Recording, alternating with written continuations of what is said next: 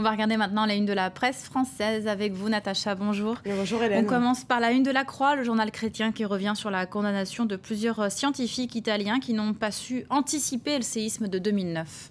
Oui, alors La Croix qui titre en une L'Aquila, question sur un jugement, Hélène, car ces sismologues ont été condamnés, vous l'avez dit, condamnés à 6 ans de prison ferme. C'est quand même énorme, condamnation très sévère, donc qui a provoqué une véritable onde de choc dans le milieu scientifique. La communauté scientifique qui se demande au nom de quoi elle peut être tenue pour responsable pour ne pas avoir su finalement prévenir un hasard de la nature. Alors la presse française s'interroge beaucoup, une sentence absurde, dangereuse, peut-on lire. Les réactions sont très nombreuses en Europe, en Italie, mais aussi aux États-Unis. Pour les chercheurs, seule la responsabilité des élus, des responsables politiques peut être engagée. Mais il y a également la question de l'expertise. Ces chercheurs qui sont pris pour des experts et on peut se demander dans quelle mesure ils peuvent être considérés comme responsables lorsqu'ils se présentent comme des experts, bien sûr. Le Figaro, lui, fait sa une sur les policiers et les gendarmes qui sont agressés chaque jour, 38.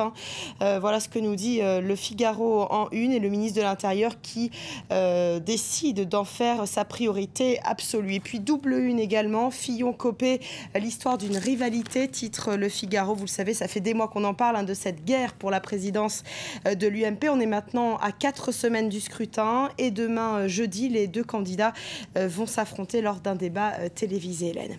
Alors l'Humanité fait sa une, lui, sur les exilés fiscaux.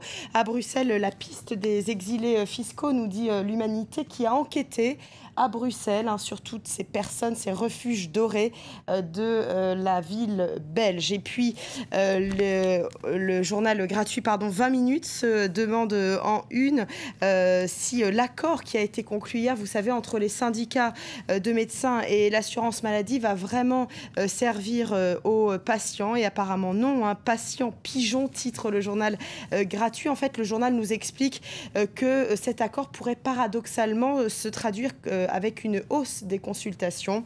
Voilà, c'est ce que semble aussi nous dire le Parisien aujourd'hui en France en une. Médecin, va-t-on payer plus cher? Voilà, et donc le Parisien qui nous détaille à l'intérieur les dessous de cet accord. Et puis les Échos, le journal économique, titre sur Peugeot Citroën, secours d'urgence de l'État, titre le journal économique, un plan de garantie de 10 milliards d'euros qui a été proposé par le gouvernement.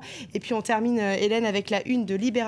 Les lycéens se racontent, ma banlieue, mon roman. Ce sont des élèves de Clichy-sous-Bois, vous savez, cette banlieue assez difficile de la région parisienne, qui ont écrit un livre avec un écrivain.